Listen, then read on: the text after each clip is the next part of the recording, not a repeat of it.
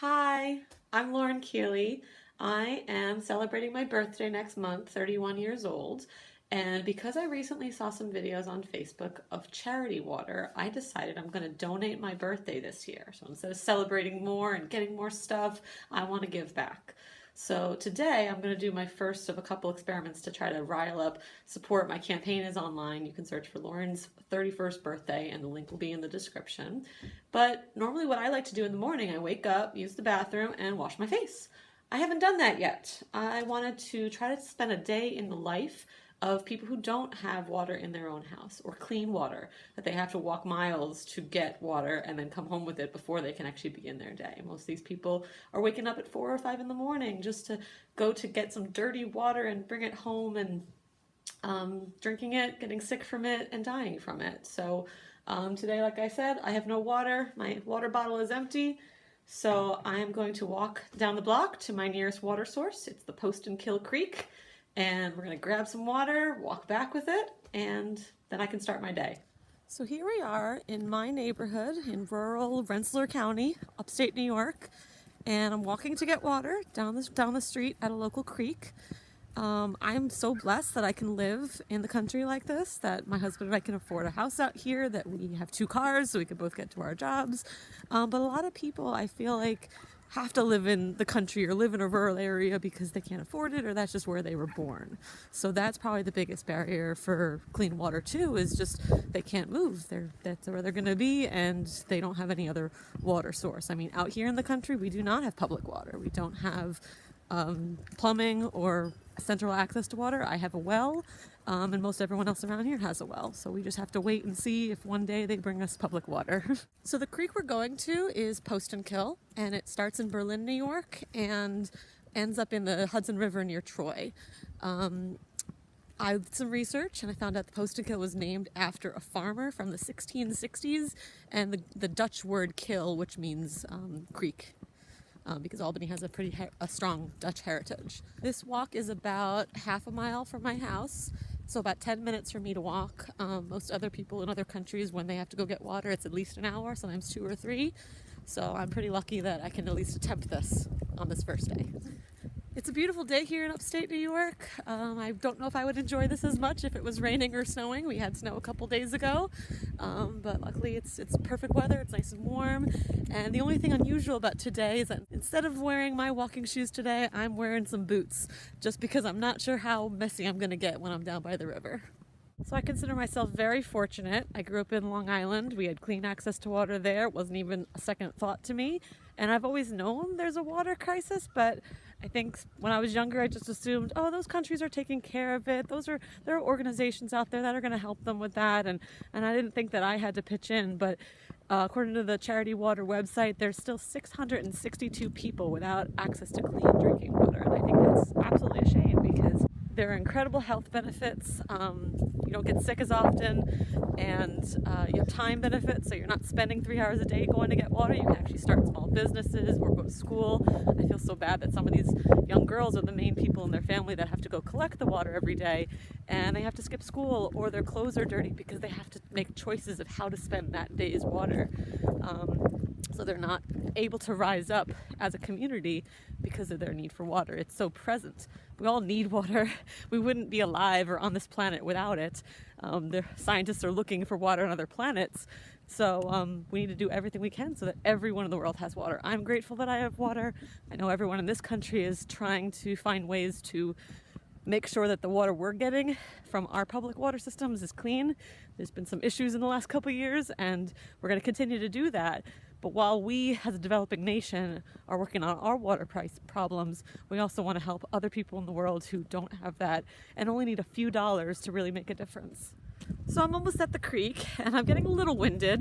This is not a tough walk at all. It's just a nice, smooth path. But I haven't been exercising in a little bit of time. And other people, if you normally wake up and just chill on your couch for a while and then start your day, this might be kind of hard too. So here we are at the Poestenkill River. It's a beautiful little spot. I love to come here and just to look out at the trees. But the tricky part for me now is going to be deciding where I can retrieve my water. It looks kind of steep in some spots. Again, I wore my boots, but we're going to have some fun trying to figure out where the best spot is to retrieve water without me falling in. All right, this is why I'm glad I wore my boots today. Look at this muck. Yuck.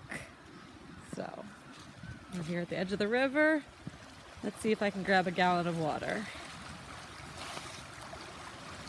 Okay, here we are at the Poestenkill. I am perched very precariously on the shore, but I have my gallon of water. We're going to see how long this takes to fill up.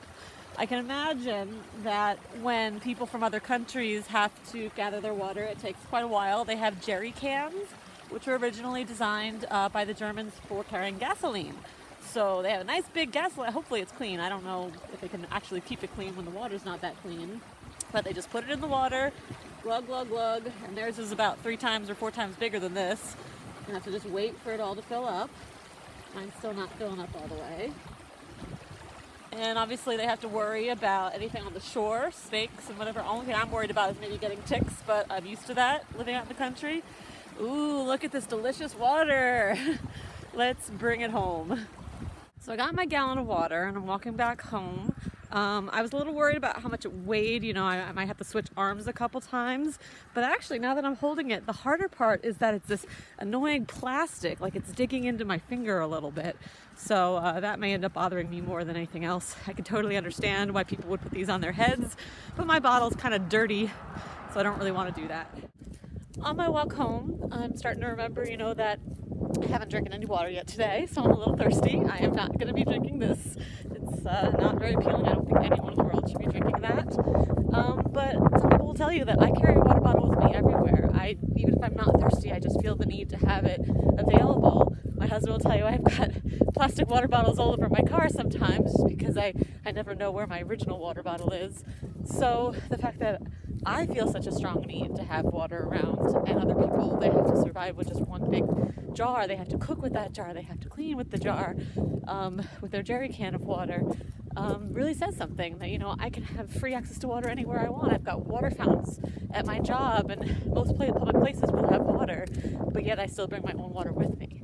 That sense of security of having it, and the fact that they can't have that and they don't know when they're going to be able to drink next or what they're going to be able to drink and what is in that water. At least I can feel pretty confident that the water I'm drinking is healthy for me and is not going to cause me to get sick. So I'm almost home. My arm's getting kind of tired, and I wanted to mention one thing that I really appreciate about some of these cultures is I've seen videos of women who have to carry their jerry can or clay pots, which are very heavy on their own, on their heads. And these communities have such good posture that just over the years they had to develop that to sustain the kind of work that they were doing. And so I've actually been studying the methods from Gokuli that help teach you to have good posture. So I didn't do that very well on this trip, which is why my arm's hurting, but I'm going to try better next time to use good posture so that I can get the sense of how hard it would be to walk with this much water. Okay, so I made it home, not too bad, a little tired. Most people, when they come home from a long walk or run, they want to get a drink. So I poured myself a glass of my tap water, nice and beautiful and clear. And let's see what other people in the rest of the world would have to drink after that long of a trek. Not as dirty as the rest of the bottle looks. Definitely has a tint to it, kind of yellowish, and I know at the bottom of the gallon jug is definitely some dirt, but I don't want to drink that. Do any of you guys want to drink that yucky pond creek water? So here it is again, my nice tap water over here and the creek water over on the other side, and it doesn't look too much different. It's definitely a little bit cloudy, nothing swimming in it, but I don't want to drink that. So I am going to finish up the rest of my morning with my nice clean tap water from the well. Okay, so I finished up the rest of my morning with my nice tap water, had a nice warm shower, washed my face, and I'm ready to go to work. I hope you guys enjoyed this video. It was definitely a good experience for me to just kind of live in the life of other people who don't have access to clean water. I'm going to try to do this again, so let me know what you think. And please consider going to the Charity Water website, the link at the bottom of the video, to donate to my campaign for my 31st birthday. Anything you give can help create a water project across the world. What I love about Charity Water is that they provide proof after the fact. They will give us pictures and GPS coordinates of where our money went. I'm not sure if I'm going to be able to raise enough for a whole water project, but I hope so. And with your help, we can solve this water crisis in our lifetime. We can bring clean drinking water to everyone in the world who deserves it. They're worthy, valuable, amazing people that just need the basic essentials. Thank you for watching, and see you next time.